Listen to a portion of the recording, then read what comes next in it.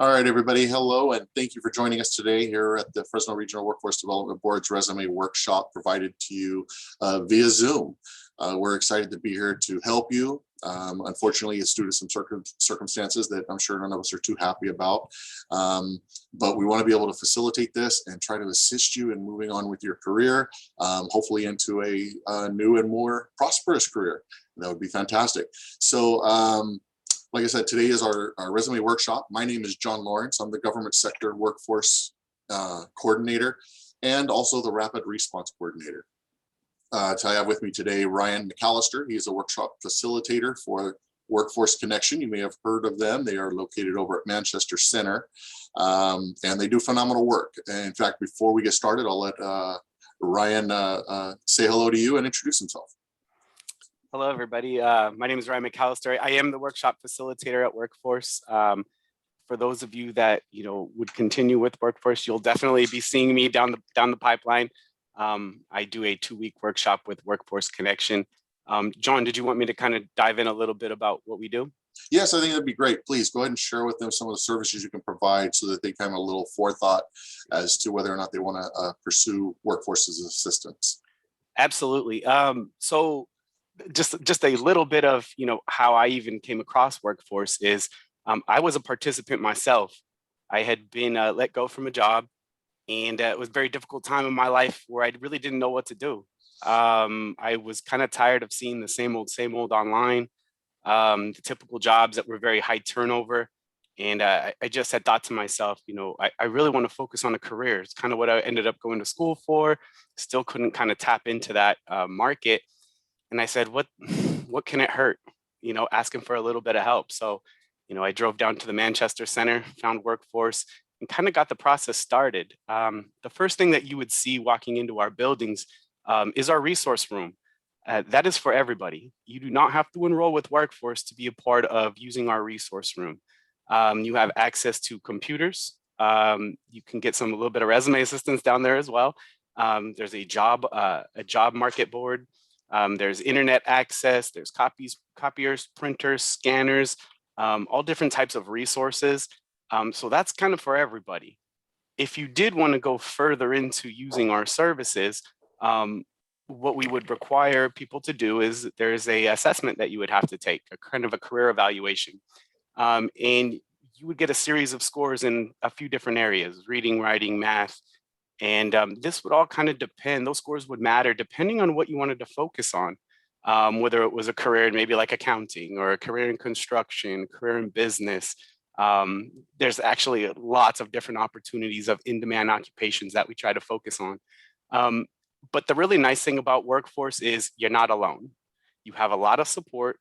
If you needed assistance on polishing up a resume or finalizing a resume, it's actually what I'm going to be doing after this, as I'm going to be reviewing a few resumes that people want to submit. We will help you with that, from anything from a chronological and a functional to doing a practice panel interview, a graded interview at that, and we can give you guys feedback on what we see before you go to the big game, right? Before you go and actually sit in front of an employer, you can test out your skills with us. When we can tell you, okay, this is what we need to work on. This is what, you're great at. And that's the fantastic thing about Workforce is you're in the building with a lot of professionals, a lot of your peers that will be coming through with you. Everybody's ready to go. Sometimes we just need to polish up, a few things here and there, which kind of leads me to my next thing is you will be teamed up with an employment specialist. I was an employment specialist for 6 years prior to becoming a workshop facilitator. And, what we do is a lot of counseling, mentorship, but we also help you get the ball rolling with training if that's an option for you guys. If that is something that you want to do, here's the great thing. It costs you nothing out of pocket. No money, no nothing like that. The only thing it costs you, and I tell everybody this, is time. And we all know that time is valuable. So, this is a time to possibly invest in yourself, into a career that you've been eyeing, that we might have access to. And so we help you with that process of earning a scholarship to get into the school of your choice, depending on what that might be. With that, there's other opportunities such as supportive services. Supportive services could be something that we help you if, for instance, if you're having difficulty getting to work, There's transportation assistance. If you needed work interview attire, that's a possibility. If you needed tools and union fees covered, that is a possibility. It really depends on what your profession's gonna be and if you need it to start your job or to get the job. It doesn't hurt to ask. It might be something that we can cover, and in a lot of cases, it is. And so it never hurts, just ask. But we're here to help every step of the way to really help professionals, get the ball rolling, because I think a lot of people are tired of just getting jobs. Which kind of brings me to that last part is procrastination is one thing that really kind of hurt me in the past. I myself had been on unemployment before, and this is way before the times where there used to be kind of a cap on it. And let's just say I waited a little too long, and then the well kind of ran dry. And I never wanted to experience that again. Workforce Connection kind of helped me realize that on some of the holes that I had in my resume that I was trying to cover, those gaps get bigger and bigger. So if I was going to give you any advice, anybody that's listening, is jump on something right away. As soon as you can, invest in yourself, because it does get harder and harder the longer we wait to find another career. And you're in the perfect opportunity right now that there's a lot of job openings out there in many different industries. And that will eventually be filled up in the next few months with everybody ready to go back now that COVID they're starting to see a kind of an end at the tunnel. And so if you guys were interested on getting further services, we're Workforce Connection. I am going to put in the chat how to get our orientation process started. And again, this doesn't cost anything to anybody but time. This is where you can get a lot of information. Let me post this here. Yeah, thank you for that, Ryan. I greatly appreciate it. In fact, you know, that's a great segue into another piece that I want to talk about. You talk about, not procrastinating on, your next career move. And I think that's especially important in this day and time. Right now, I can tell you from personal experience, I speak with a lot of employers, everyone, and they're having a hard time finding the qualified people they want for their positions. So what they are now doing is a lot of employers are lowering their minimum qualifications to get people in the door. Once that happens and more employers start doing that, they're going to have people already employed. So if you do procrastinate and some people want to take 6 months and just enjoy that unemployment benefits, and well, just so you know, there may not be an open position whenever you decide to go back and look. That's could be the drawback to that. And I hate to see that happen, because there's going to be a lot of really qualified people that unfortunately won't have a spot for them. And it could be, it just insult to injury. And so we don't want to see that happen. Take advantage of an opportunity when it comes to you. Don't accept just anything. That's not what I'm saying.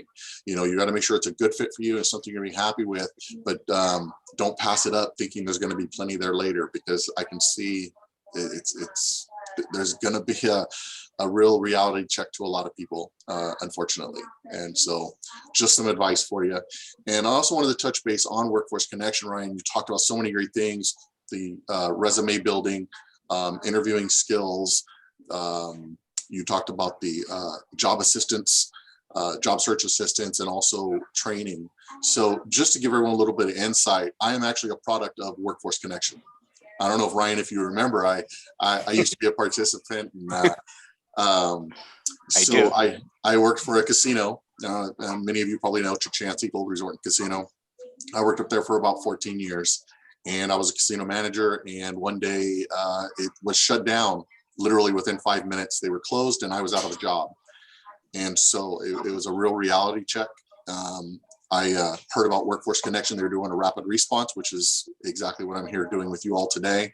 And so I went and I talked to the gentleman that was there. His name was Ed Munoz, fantastic gentleman. And I seen the passion that they had, and it made me want to move forward. See, I'm a very skeptical person. Don't believe anything until I see it for myself. So I told all of my team that worked under me and when I was managing at the casino, and I said, guys, let me go check this place out and see if they're legitimate. And I did. And I actually fell in love with the process. I fell in love with the people, because you could see the passion that they all had and how much they really wanted to help you. And so I called all my team. I said, hey, you guys need to come and check out with these Workforce Connection guys. They're really legitimate, and you should go through the process. And so I did. I was very fortunate. I was actually able to obtain a job with Workforce Connection. I was there for about 2-3 years, and then I have recently moved up to the Workforce Development Board. So still partnering up with the workforce and still working with them and trying to push forward these great services that they provide for our community. The one thing I will say about them is they do help you with a career, not a job, not like a temp agency. And I'm not saying anything negative towards temp agencies. They do a great job for what they do. But Workforce Connection focuses on full-time employment, looking for jobs that have benefits packages and things of that nature. They're not looking at seasonal jobs. They're not looking at part-time positions. So just a little information I want to give you about them before we move forward with this resume workshop. And did you have anything else you wanted to state there, Ryan? You know what, the last part of that I forgot to mention is I know we talked about all these different steps along the way, and I do a 2-week workshop that you are kind of required to take should you enroll. And each day that you do with me, it's a different theme, a different topic. We do teach people on how to kind of go get it and not wait. The other thing we do is once someone becomes what we deem job ready, meaning you kind of have all that bells and whistles, training possibly is done already, and you're ready to go, you can utilize a lot of our context that we have. We try to play matchmaker out there with a lot of places.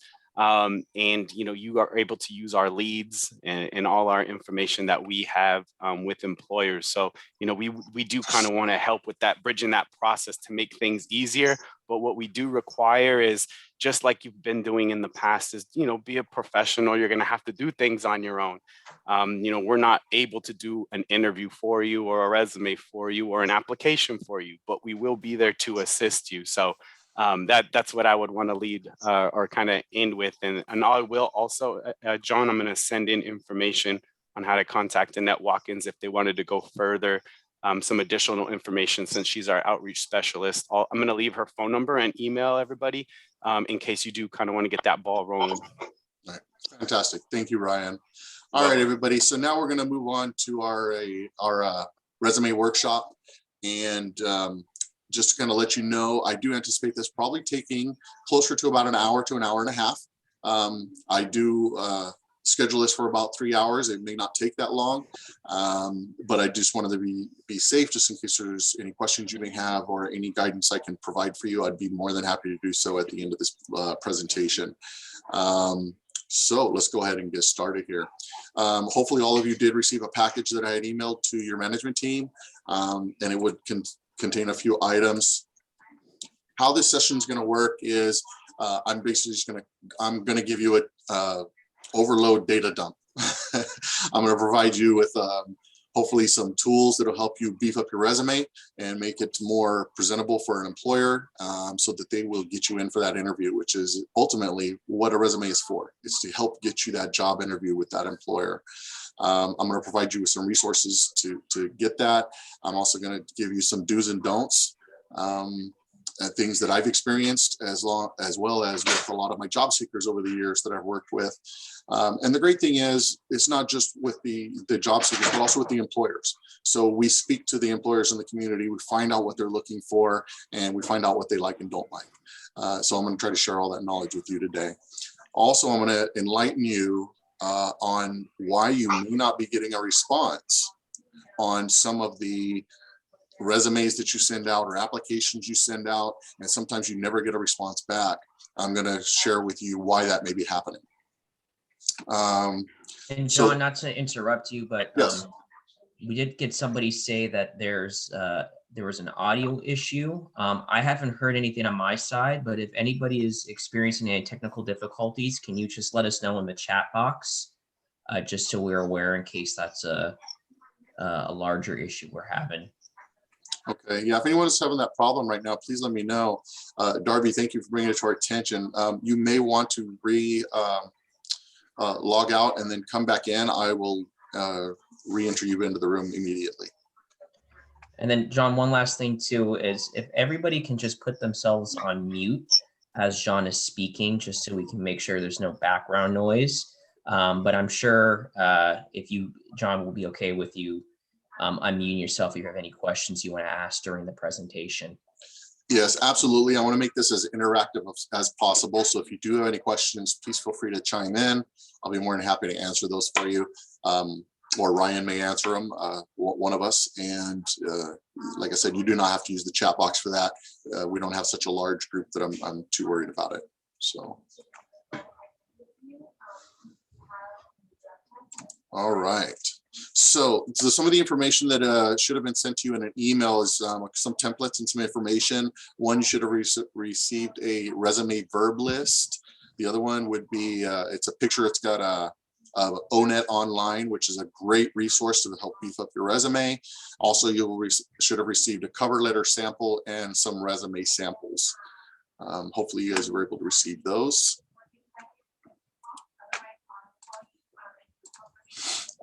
Things to know.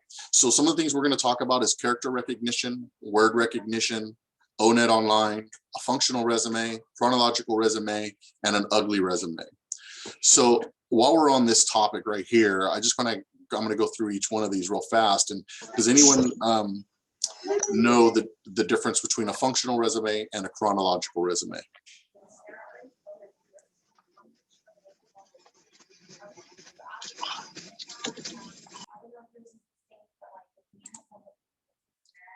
Okay, hearing no response, I'll go ahead and just continue on then. You guys, please don't be shy. I'd love for you to participate. So the chronological resume, it is one of my preferences. And the reason I prefer chronological resume is because it really keeps things in line for an employer to see your work history and the sequence in which you obtain that employment and the skills that you obtained during that employment. It's particularly useful for if you're applying for government jobs. Anytime you're applying for USA jobs, the city, the county, state, federal, could be education, any of those, they prefer a chronological resume. So that is some of the pros to using a chronological. The other part of another great thing about using chronological is I'm going to teach you a trick on how you can take that chronological resume, utilize the information in it, and basically literally copy and paste from there into your job applications, because most job applications now are done online. So you're going to save time by copying and pasting that section in there, and you don't have to type all that data in. The other thing is, because the chronological resume is typically done in a Word document, you've been able to do spell check, you've been able to get everything in order, and it looks great. And last thing you want to do is send a resume to an employer that has grammatical errors or spelling errors and things like that. So that's why I recommend that you do that. It just helps you in the long run. Now, a functional resume is honestly something that I think most private sector employers kind of lean towards. And the reason is because a functional resume, it does a couple of things. Number one, it will take your skill set, and I'm going to show you some examples of both of these here momentarily. The functional resume will highlight your skill sets right at the very top of the page. You bullet point them and you show exactly what your skill sets are and what you've learned. What it doesn't do is it doesn't say where you learned those skills. It doesn't say what agency, it doesn't say what department, it doesn't say anything like that. That's because your work history and where you worked is all down at the bottom of the page. So you're going to have your skill sets, and you're going to have some other information in the middle, but down at the bottom is where you're going to have your employers, and then you'll have your education and things like that. So the functional resume is great for showing off your skill sets to an employer in the private sector, because that's what they want to see first and foremost. It also hides any skill or any gaps in your work history. So maybe there was a couple years you took off from work. Whenever you do functional, it kind of hides that data a little bit, because employers will typically decide within about 10 seconds of reading your resume, they're going to decide whether or not they want to call you in for an interview, or it will entice them to read further into the resume. And that's just a cold, hard, honest truth. So moving on here, I see a couple of things in the email and in the messages down here. You guys didn't get another email with all these attachments in it? Okay, then what I'm going to do is I'm actually going to share them on this page, and we'll look at that here in just a moment. So an ugly resume, now what an ugly resume is, let me go over that very quickly. Ugly resume is what I recommend that you use anytime you're uploading information via a website because you're doing a job application. The ugly resume has no bullet points. It has no anything on it. It is a text-only document, and they're perfect for any application that you're doing online. The reason I say that is it brings me back to the very top of the page. You see the character recognition. So many of you are probably saying, what is character recognition? What does that mean? So typically, especially some of the older software programs, they read from punctuation to punctuation. So if it starts at the beginning of a sentence, it'll read from whatever that first word is to the period at the end. If it has an unrecognizable character, the computer will automatically skip that sentence and go to the punctuation mark and then start the next sentence to read.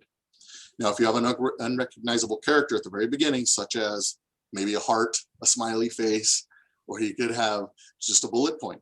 If the system doesn't recognize that, it will automatically skip all the information that you provided, go to that period, and then start the next sentence. Now, if you've put bullet points on all of your great skills and all of your knowledge, guess what you've just done? You've submitted an incomplete application, and the computer won't recognize it, and it will oftentimes not even send you to the person in HR so that they can review it because you are incomplete. So that is one of the #1 reasons why a lot of people never get a call back on their application. It's been 8 months and I haven't heard anything. Why? Well, that a lot of times that is the reason. So please, whenever you are uploading anything into an application online, take out all of the extra stuff. It is a text-only environment that you should be uploading that stuff. Word recognition. Now, it's another thing. Word recognition, I'm sure some of you have probably heard about this already. Word recognition is where they are able to, you put in keywords into your resume or into your application, and hopefully those keywords are something that's also in the job application that you're applying for. Now, why is that important? Because those software programs are designed to recognize keywords that are also in that application. And it's going to search for those in your resume. It's going to search for those in the application that you actually fill out. And if it finds those words, it does what I like to say, gives you points for each one. As it's giving you points, it puts you higher up on the list so that you're recognized by the computer to be sent through to the HR or personnel department. So that's where it really is incumbent on you to read that job description, figure out what those keywords are. If you're applying for a security officer, you're going to look for safety. You're going to look for, security of assets. You're going to look for all those keywords that they're going to have in there, especially if they're repeating it multiple times. It's a keyword. Start utilizing it in your resume. So you need to tailor it to the job description. And then that's going to help you get recognized, hopefully for that interview. Okay. And then the last thing I'm going to talk about real quick is ONET Online. And we're going to dive into that a little bit. I'm sorry you guys did not get that email, and I will share that on my screen so you can see what that looks like. Let me go ahead and move forward here. So when we're talking about the different parts of a resume, first we're going to start off with contact information, right? You got to have that, your name, your phone number, your email address. They need to get a hold of you. The employer needs to know who you are. Two things about contact information, and I must say this immediately. I'm not going to wait till later on in the presentation. When you have an email or anything email, voicemail, anything, please make sure it's proper. It's appropriate. I have seen, Ryan, I know you can attest to this too, some of the emails we've seen, some of the voicemails we've heard is just, and I'm going to say it's just absolutely insane to have on there for an employer that's trying to contact you. So please make sure that they're appropriate. An email address, I would suggest creating a new one that is strictly for your work, for your job search. Just your name, maybe a number at the end, but something very easy. And it's very professional. The good thing about creating a new email too, strictly for job search, is you don't have to worry about so much junk mail and everything going in there. If you get an email in that box, it's from an employer and it's important. So you don't miss that opportunity. Objective. Now, objective, you'll see this a lot of times on resumes. And I'll be honest with you, it's almost becoming, for the most part, a thing of the past. Okay. The only time I would say add some type of an objective is if you're not going to do a cover letter, then you may want to have it. But even that, it's kind of iffy. And you'll just have to kind of decide that based on the employer that you're applying for. And here's the reason. We all know what the objective is. The objective is you want that job that you're applying for, right? So keep it short. If you are going to put an objective, is just put the name of the position that you're applying for at the top. They know that's what you're doing. You don't even have to have the word objective, just that you're applying for this job. Next, we have skills. Skills is obviously the body of the resume. That's the main, most important part, only because that's what's going to give the employer the insight whether or not they want to hire you, or they want to, I'm sorry, not hire, but interview you. They need to see that you have the skills that are pertaining to the job that you're applying for. So we're going to go over that as well. And then, of course, there's education. If you have any type of a bachelor's degree, high school, GED, anything, it doesn't have to be those. It could be something that at your current employer, you've received certifications on something. All those certifications count toward your education. So you'll, by all means, include those. Or you can also have a portfolio with your all that information attached, or with you when you're going for the interview, so you can share that information. And I highly recommend doing that. Anything, if you got recognition for employee of the month or employee of the week, or maybe a day, I don't care what it is, you take it in there and you really want to highlight that you've achieved something with your previous employers. And of course, job history, work history, that's where you're going to talk about where you worked, how long you worked there, and depending on the style of resume that you're doing, you may have more details as far as the skills that you acquired there, or it could just be as simple as just the work history, date and time, and that's more for the functional. All right, so let's start off again. I know I kind of already went over this with you. I jumped ahead of the game, but I just wanted to give you a visual as well. So contact information, name, address, to use or not to use. You should always have your name and address on your resume. Employers want to know who you are. A lot of times they want to know if you're a local, or if you're someone that's coming from out of state or out of city, out of state, things like that. It really lets them know where they're getting geographical pull whenever they are sending out their job descriptions or flyers and things of that nature. So please always have that on there. Also your phone number, make sure that it's on there and that it's legible.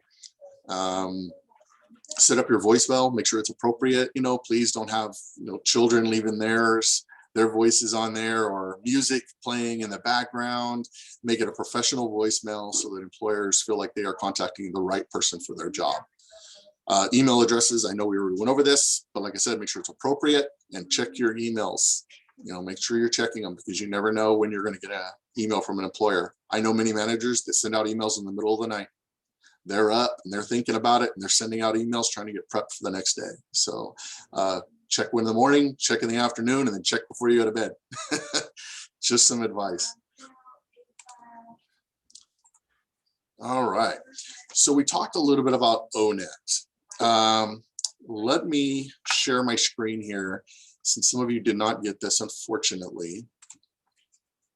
Let's see.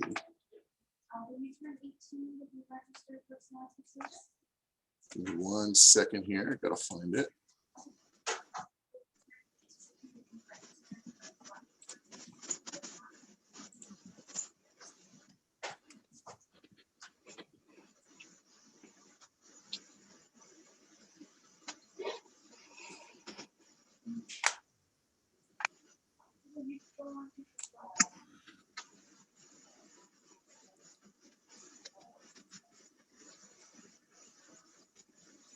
Okay, is everybody able to see that?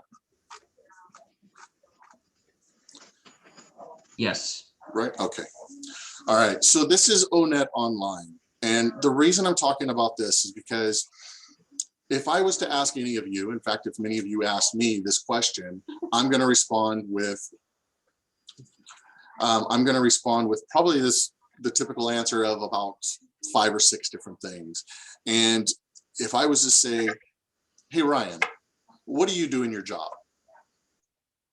Ryan's probably going to give me 5 or 6 different things that he does, maybe a couple more, but typically we kind of weed out and we only talk about the important things that we can think of off the top of our head.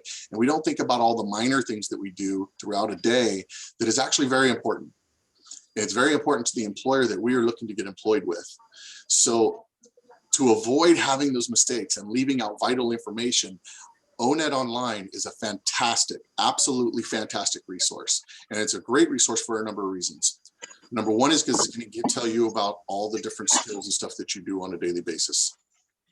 Number two is, a lot of people don't know this, but employers get their job descriptions from ONET Online. So they have all the keywords, they have all the information, they have everything you need to help rank your resume higher, rank your application higher to gain employment. So this is an absolutely phenomenal resource. The last thing that I really want to say about ONET too is they've done something that I think is just fantastic. The government, and I'm going to talk about federally, about maybe 20 years ago now, started doing something that's called KSAs. And what KSAs are is knowledge, skills, and abilities. Prior to that, the government was pretty much very cut and dry. You need to have this criteria needs to be met. You need to have this certain certificate or a bachelor's degree or whatever it was. And there was no leeway.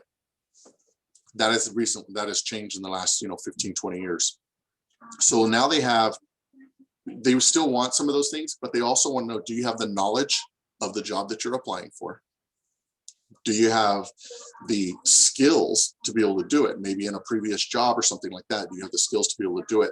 Also, the last and I think most important is, do you possibly have the ability to be able to do it? So maybe you don't have the skills, or maybe you don't have the knowledge of it, but do you have the ability to be able to learn how to do this job? Because government agencies are starting to look at that more, and they're willing to try to give you the opportunity to train for positions. Just one example of that, I can tell you right off the top of my head, if you wanted to be a dispatcher for 911 services, they will allow you, you're required to have a certificate through POST, which Post Officer Standard Training certification. But they will allow you to come on and be employed and give you 1 year to obtain that certification before if you don't get it within that year, then unfortunately you're going to wind up getting, released. But they give you that time and they pay for the training for you to do it. So that's just one example of what I was talking about. So like I said, and I apologize if it's really small there. Someone put in the comments. Let me see if I can enlarge that a little bit there. Maybe a little bit. So if you can see right in the very middle there, and it does say what it says is keyword and ONET SOC code. So you don't have to worry about the ONET or SOC code, just go by the keywords. This is your homework for you, for your resumes as you're building them, is you're going to find your skills in here, you're going to find your abilities, you're going to find out all the things you do. What you're going to do is type in your job description, okay? And I would suggest doing this for every job you've ever had. Because if you are doing a chronological resume, or any resume, either style, it doesn't matter. There's a lot of skills you want to add to your resume. Go in there and type in your job description. When you do that, it's going to come up with a list of different things. You're going to pick whatever job description is closest to yours, select that, and when you open it up, you are going to be amazed at how much information and data is in there for you. I do not recommend that you simply copy and paste all that information and add it to your resume. The reason is some of the programs, they do kind of recognize that. Employers know whenever you do that. If you do copy some of it, great, but change some of the verbiage slightly. Leave the keywords, but change some of the verbiage, make it your own. Okay, that's just a suggestion for you for the future. And that, let's see, I wish I had, let me try something else here. I'm actually going to go to ONET for you, and I want to show you this.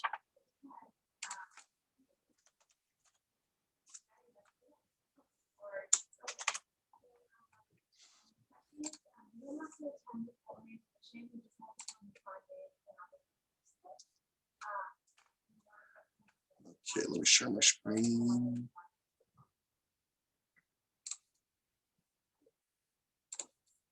All right, can all of you see the ONET Online page now? Ryan, you see that? Okay. So right here's the box, and I'm just gonna type in there, let's just say an accountant for some reason.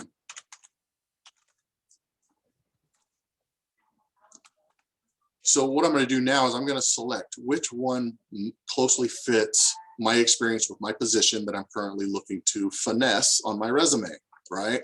So say I wanted to do the billing and coding or posting for the clerk there.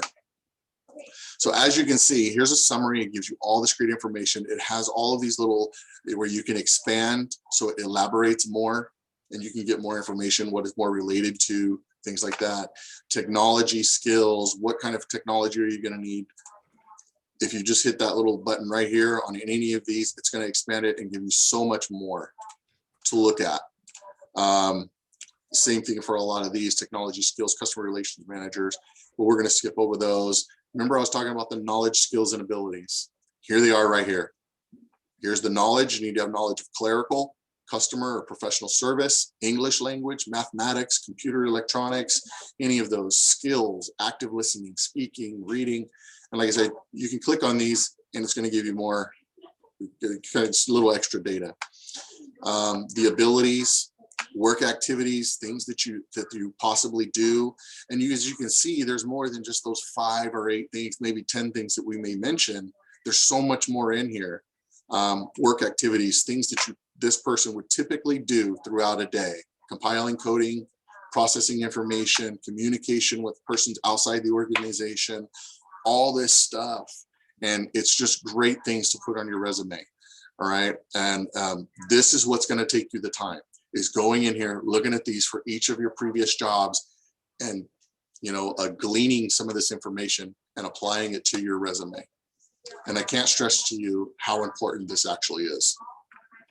So I just wanted to give you that little example of what you're going to see when you look in here on ONET.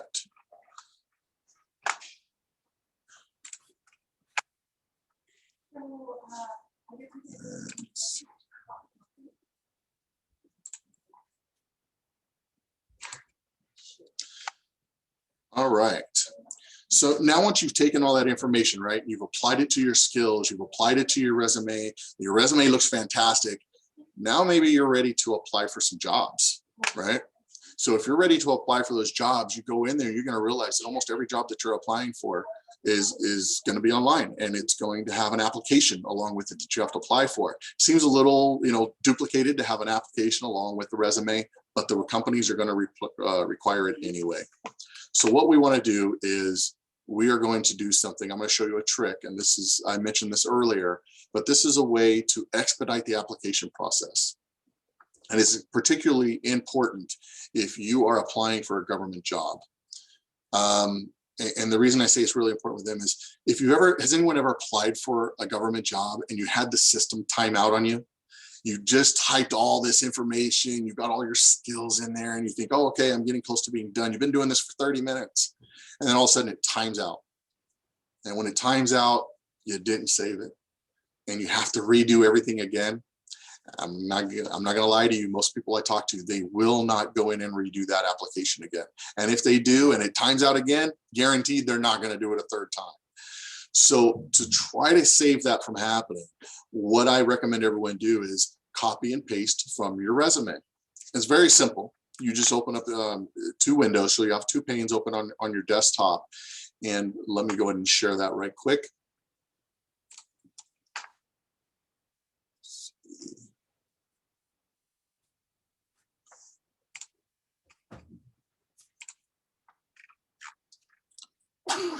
So copy and paste, and I do realize that this is probably really small. Let me try to expand it a little bit here for you again. Copy and paste, you are going to have your resume open. If you have it in chronological, that's the best way to have it whenever you're trying to apply for an application or trying to provide information into the application itself. So if you have it in a chronological form, it's real simple. This is what it's going to look like. You have the application over here, you have your resume on this side, and then what do? You highlight that section, just like I did here, and this is a screenshot. You highlight that section, and you're going to copy it, and then you're going to paste it into the body of the application where it asks you for your duties and accomplishments and things of that nature. When you do that, remember when I was talking to you about character recognition, right? Character recognition. Now, you see the bullet points that I have on this side here. I copied those, right? And I pasted them over here. Well, when I did that, and I know it's very hard to see, let me see if I can zoom in a little more on that one there, because that's key. Can you see that there? Do you see a bullet point? Or do you see a box that has an X in it? And the reason it did that is because it didn't recognize that. The computer doesn't know what that is. So you're basically confusing the computer, and it's going to skip all this information that I put here and go to this next period that I have at the end and say, okay, that's the end of the sentence. This person didn't put no data. It's incomplete. So then they're going to go to the next sentence. And when it starts, there's a bullet point. Oh my God, this guy doesn't know what he's doing. John has no idea how to fill an application. He's putting all blank spaces and just filling us up full of periods and punctuation marks. So whenever you do that, if you're going to copy the bullet points or anything like that, take them out once you get them over there. It's real simple to do. As you see on this next slide, I just highlight it,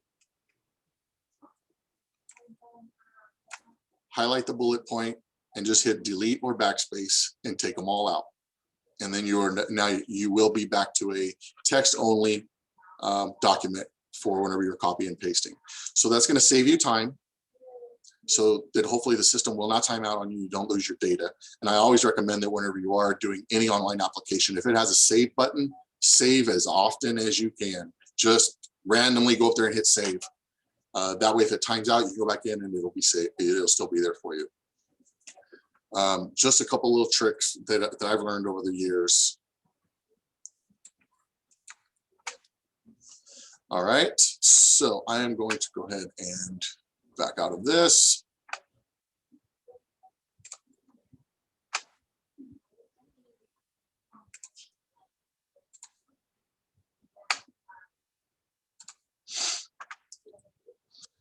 All righty, so so far, does anybody have any questions as far as anything that we've talked about?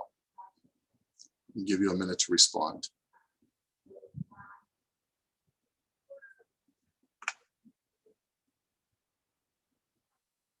Wow, either I'm doing a really good job or nobody wants to talk to me. I'm not sure yet.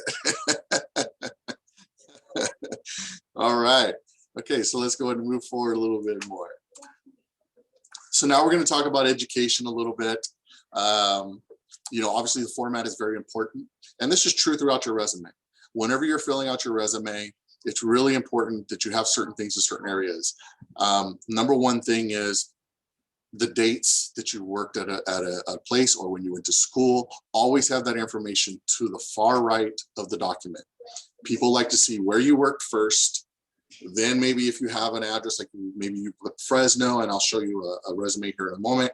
And then on the far right hand side is where you always want to have the duration of time that you were, whether in school or maybe you were employed at that particular place.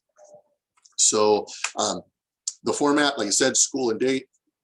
You're going to have relevant courses. You know, what did you learn there? What certificates did you get? And you know, that's pretty much that for the education portion. But like I said, it is also true for your actual employment history as well. So some key things that you really want to take away too. Spelling, like I said, if you're using a Word document, that's going to help you with that, but you still want to read it yourself. You know, Word is fantastic at correcting things. It's fantastic at locating run-on sentences and things like that. But if you're using the wrong word, the computer doesn't necessarily know that. So you need to really read it, and I highly recommend that you take your resume and have other people read it with you. You know in your mind what you meant to say, and your mind will sometimes trick us, and it will tell us what we actually put there when that's not what we put. We have the wrong word, we have the right verbiage for it. So have someone else read it and help you make corrections. I highly, highly, highly recommend that. Spacing, make sure that your spacing is you know, single spaces. Make sure that it's consistent throughout the entire resume. Make sure everything is formatted correctly and looks good to the eye, because if an employer sees a resume that's kind of jumbled, or you have extra spaces here and this other place you don't, or you have, you know, different font sizes, going on throughout the entire page. It just doesn't look good, doesn't look professional, and you just don't want to do that. So keep everything to the right sizes and pretty much the same. The only thing that you'll have different might be the headers. Like if me personally, when I have an employer, I always like to bold the employer and maybe make it a font size 1 or 2 bigger. Typically 10 is kind of the average font size that you want to have. It's legible, it's not too small, it's not too big, and it doesn't, if you go bigger than that, you're taking up extra space and you may go into an extra couple of pages. And if you have 2 pages on a resume, I will tell you it's okay. Don't fall into the myth of you have to have a 1-page resume. That is back in the days when they didn't have computers that read everything for you. So it's a completely different ballgame now. If you have 2 pages, it's fine. In fact, if you're applying for a government job, I have an 8-page resume for a federal resume. The computers don't care how many pages it is. So don't try to fall into that stigma, okay? Once again, professional email, font, color, choice, size. Don't go with a bunch of different colors. It's an employer doesn't want to see a bunch of colors. Oh, my apologies. Make everything the same color on the page. The only thing I would do is maybe bold a couple of things that you want really highlighted, but other than that, keep everything consistent and to one color. Whoops. Sorry about that. Okay, now I did say I was going to show you guys a couple of examples. Let me get those shared for you real fast.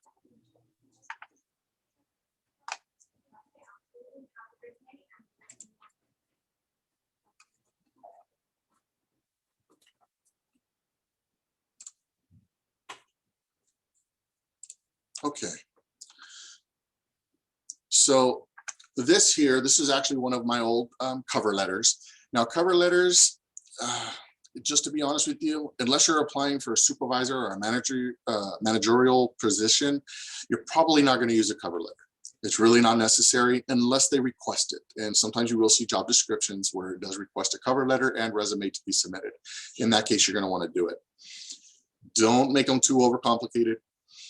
Things that you want to have in a cover letter is going to be, if you can quantify something with numbers, by all means do it, because that is the golden ticket. If you can say that you increase sales by 30%, at the last company that you were working at, or you're able to decrease the amount of payouts or whatever it was, you know what I mean? If you can quantify it by numbers, always put that information on there. However, maybe it was a career where you weren't able to do something like that, but you really want to highlight certain things that you've done. Here's a way to do it. First of all, name, information at the top. I have my name up there, and I'm at 2021. I am Lost Avenue. Put your cell phone number and however they can contact you. The date, make sure the date is appropriate. Don't use a cover letter that's dated last year, because they know that cover letter was not meant for them. Address it to the hiring manager. I think it's really, really important. They want to know that you're talking to them. Also mention them throughout the cover letter itself as you're talking. If you can, throw their name in there as well. If you don't know who it is, then hiring manager would suffice. So as you can see, I'm just going to go over the first sentence I kind of put. If you're seeking a forward-thinking, performance-driven, and quality-focused slot tech manager who consistently delivers solid results, you will be interested in the experience and accomplishments highlighted in the enclosed resume. So although I didn't give some quantifying numbers, I did give them some keywords that I think are going to pique their interest. I also gave them a reference point where they can see my accomplishments and things like that, so they can, hopefully decide to look further into my resume. So you got to entice them into it. And so that's just kind of a good opener there. You can do that any way that you want. There are a lot of great examples. I will tell you, there is no such thing as a perfect cover letter. There is no such thing as a perfect resume, because it's all incumbent upon the reader, not the person that created it. And certain people like to see certain words that others don't like to see. So it's kind of a, you just got to throw it out there and just see what you can do. If you can find out information about the company, if you can find out information about the person doing the hiring, maybe go in and talk to whoever the administrative assistant is at the front desk. Go in and talk to them, find out what you can. It shows that you're taking the initiative and that you're really interested in the job. And the other thing I want to say about talking to whoever's at that front desk, don't mistake them as somebody that's not important, because let me tell you, 9 out of 10 times, they are the ones running the show. They know who comes into that office. They know who comes in respectfully. They know who interacts with other people in that office that are waiting, maybe not for an interview, but it could just be other customers. How you interact with everybody from the time you get on that property is very important. And those are the individuals that are watching. And that manager will pull him to the side and say, hey, can you tell me about this guy? How did he do out there? Or, was she very polite when she came up to the door? And they're going to tell them. And if they give you a bad review right off the bat, you're probably not going to get the job. So just some advice for you.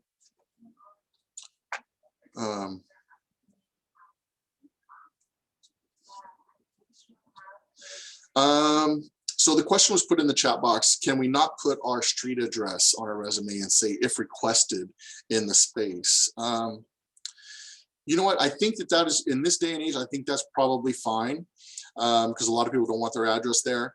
As long as you have an email address, you have your cell phone number on there. Those are the main ways they're going to contact you anyway. I don't think that its street address is necessarily that important. Ryan, would you concur with that? Yes, I would. This day and age, so many people are worried about spam, junk mail, all kinds of stuff getting to them, including our own personal addresses. And so I have seen resumes that have been accepted and have hired, that have worked, that have that left off. So it is kind of a preference. I still use mine, but it is a preference. That kind of brought up something else to me, John, that if you don't mind. In this day and age, speaking of spam, and I don't know how many of you guys get it, but I get it daily. I probably have received 2 spam calls since this workshop started. And it becomes frustrating because when we're in our time where we're either unemployed or looking to segue into something different, we're kind of on the clock all the time to pick up that phone in case it is an employer. Well, there's spam vultures out there that are trying to get information that is important to us. And we also don't want to not pick up in case it is an employer trying to reach us. So I don't know how you feel about this, John, but something that has really kind of saved me. I love the fact that you said create a new email. I think that's just a great way to eliminate all of that, at least on the email front. But something that has really helped me is a Google Voice number. That I'll choose a Google Voice number every time that I'm looking at a new career. And all it is a number that you get. It could be a 559, it could be a different area code, it could be whatever you select it. Since I have an out of the area code cell phone number, I have gotten a Google Voice number out of Selma. So it's non-threatening when I call my participants or I talk to somebody, they're more likely to pick up. But it actually adds and it's free. It adds an extra filter. So if one of my participants calls me because I do work from home, it'll go to my Google Voice, which in return is forwarded to my cell phone. And that filter that it has is it says, you have an incoming call from so-and-so. And I'll recognize the name if it's important, or if it's a business or something, and I'll accept it. If it's, some type of spam and they say they're working from somewhere and they're looking for, I don't have to accept it at all. So it's that extra little bit of protection. We kind of almost have to be one step ahead of the scammers now. And in this day and age, they're out to get you. So I think it's a good protection. You can text on it. You can do a lot of different things on it. Yeah, sorry. No, you're absolutely right. And, thank you for sharing. That's why I have you here. All right. So I mentioned to you guys the chronological and the functional resume. So I want to show you a couple examples of those and what they look like. So here's one that Superman had wrote, and he's from Krypton, somewhere in outer space, California, and his phone number is 559 just scream. But as you can see, he does have a professional Superman #1 Gmail account. As you can tell, I'm a Superman fan. So he does have an objective on here, but he kept it very short as to what he's looking for. Personal profile, like I said, this may not be something that you want to do, but a lot of times that's this is kind of more like a hybrid type of resume. So you can see I have the chronological down at the bottom, but the personal profile, it's kind of like the skills area that you would have on a functional resume. But it's just to try to highlight a couple things to try to catch that employer's attention immediately before he goes into reading just your work history. So you can see in the work experience, like I said, it is bolded, correct? And then also you have, he went to flight school or us. That's where he worked. It was in Fresno, California. And you notice I have the dates that he worked there on the far right-hand side. That is the most popular way that most employers like to see it. And then he has his position. And then after the position, that's when you start going into what you did under that position. And it is okay to have those bullet pointed. You just gotta, like I said, take those out if you are copying this information into an application. And then he goes, chronologically, he's going in reverse. World market, that's where he worked at the next time. He was a lead supervisor there, and he goes into his skills. He talks about the date that he was there and so on. All the way back to the beginning of time when he was, he worked at Kent Incorporated, and he was just the son, and he worked on the farm and grew up. Just do that in there for a little giggles for you. And then, of course, last but not least, we have the education section. Like I said, Fresno City College, AA Flight Studies, Fresno, California. Opted not to put the year that he went, and I think that's perfectly fine. If you do not want to put the years that you went to school, that's perfectly fine. You don't have to put that. Okay. Now, the other resume, I apologize, I'm having to go back and forth to share these with you, that we had talked about was the functional. And let me show you that one really quick as well.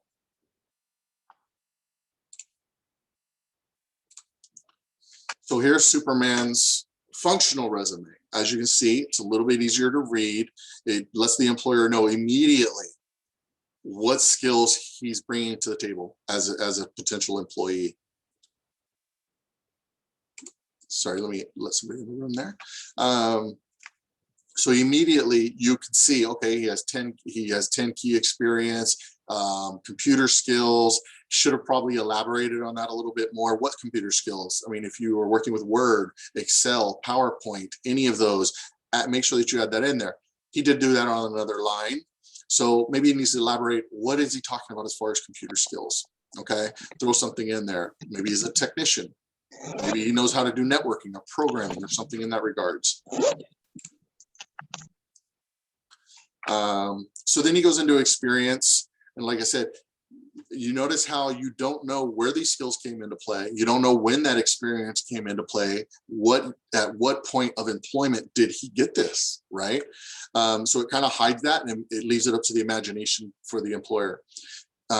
Sometimes some employers look at your chronological resume, for example, and they'll see, okay, well, it was 10 years ago when they had these skills, but in the last 10 years, they haven't done that. So now we're gonna have to retrain them. So, that's why in the private sector, this style of resume really comes into play, because you want them to see your skills first and foremost, and then worry about where you worked and when you worked there last.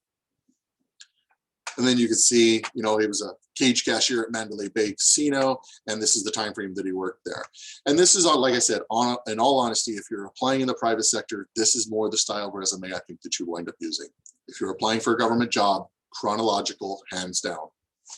But that's going to be up to you to decide. Me personally, I would honestly tell you to do both.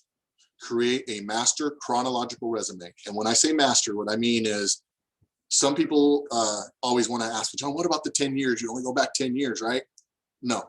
If you're going to do a master, go back all the way back as far as you possibly can. This is a data source for you, for whenever you're applying on any application, and for just information that you may need at spur of the moment. It's documented. You don't have to search for it. It's all there. Try to get the day you started to the day that you left. I mean, to the date, because if you're applying for a government job, they will ask you down to the date. Okay. So you want to have that, and go back. I don't care if it's 20 years, The reason is when you upload a master resume into a software program or an application, it's able to scan everything. And it's going to look back at all those that you posted from 10 years ago, 15 years ago, 20 years ago. And if you have the skills in there, it's going to give you those points. So don't deprive yourself of that recognition. It is vital. You have the skill set. Don't weed yourself out. So I would say do that master resume all the way back to whenever you first started. Then the great thing is, the only time you're ever going to update your resume is whenever you take on a new position. That's it. You're never going to have to update it again. Take the extra 4 or 5 hours, however long it takes you that day to do it, and get it done one time and be done. And then you can work on changing your functional resumes based on the employer. Because like I said, you really want to make that resume focus towards that employer that you're trying to apply for. And that is pretty much all that I have right now to be able to go over with you as far as resumes. We've talked about the different styles of resumes out there. Ugly resume. We talked about the chronological resume and the functional resumes. We've talked about utilizing ONET to get your information to try to beef up your resume for you. And I'm telling you, it will seriously help you if you utilize that tool. We've talked about the verb list. If you don't have that, please, feel free to send me an email. In fact, I will put that in the chat box, and I will make sure that you get that verbs list. It is a fantastic tool. In fact, I'll bring it up and just kind of show you what that looks like as well. Let me bring that up.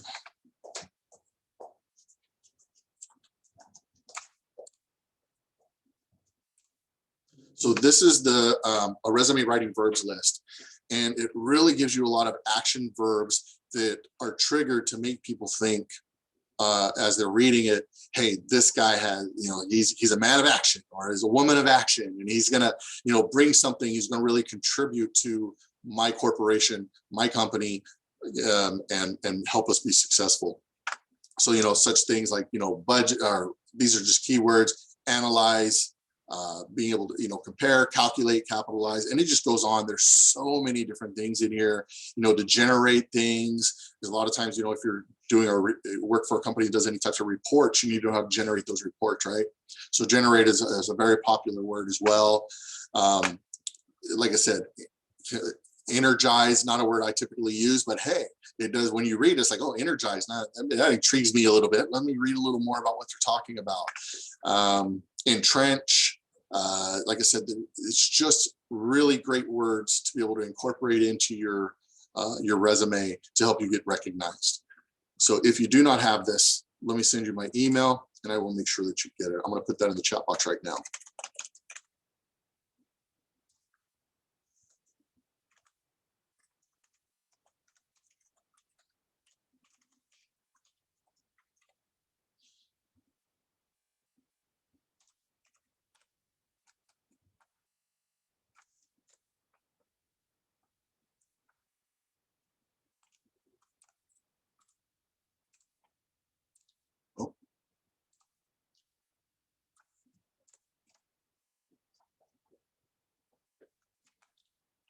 All right.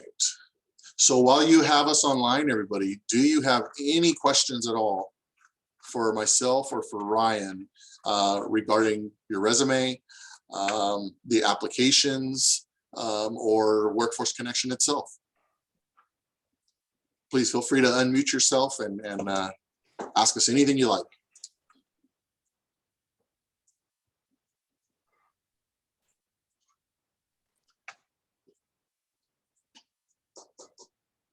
Someone asked in the chat box, will all this helpful information be sent to us? I will definitely send it to you. I will also make sure that I send it to your management team, because I don't believe I have all of your email addresses. But those of you that I do, I will send it to you, yes.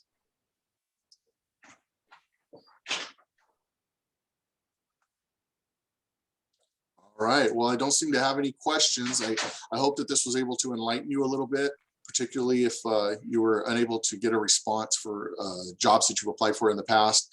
That's usually one that a lot of people really like to hear about. And you please utilize ONET gather that information, beef up your resumes. I want to hear from you guys, and email me, let me know and say, hey, John, I got a job. Thank you for helping me. And I'd love to hear that stuff. I just love to hear that. That's what we live for. Is that not right, Ryan? Yeah, and John, if I can add one last tip that always helps, when I coach with resumes and just, how to get recognized is be interesting. That goes for when you're networking with people in person, when you're going out on a first date, but also too on a piece of paper. They haven't met you yet. They haven't seen your face yet. We got to be interesting. And if the average employer out there looks at a resume for, I think, John, you said 10 to 15 seconds, where should the most interesting stuff that they need to see be? Top to bottom, left to right. That's how we read, right? That corner is key. The more interesting stuff you have, the more time they're going to spend on that resume, and it convinces them that they need to meet you. A resume does one thing. It gets you in the door. It doesn't get you the job. It gets you in front of them. By them, I mean the employer, whether it's going to be on a Zoom, virtually, or it's going to be in person, which we'll probably see that coming up again. But a resume is a tool. Be interesting. Top to bottom, left to right. We have a comment in the box too. How do we access the recording of this workshop? So what I'll do is I will get the recording put together, and then I will maybe we can put it up on an email, or we'll have it up on our webpage so that you can review that. But I think it's great that you want to look at it again. That lets me know that that some of the information I provided was useful. All right. Well, having said that, I don't see any other questions. Like I said, you guys have my email. You're more than welcome to email me anytime. I'd be more happy to respond to you and provide you with more information. If there's an opportunity, maybe I can look at your resume and try to help you out with that. I have no problem with that as well. I will be talking with your management team and creating some other workshops, maybe on some interviewing skills and things like that. If you're interested in those, please let your management team know that you are interested, and we'll give you some advice on interviewing skills as well. All right. Everybody have a great day. It's been a pleasure. Best of luck to you. We're here to help. You have a support system.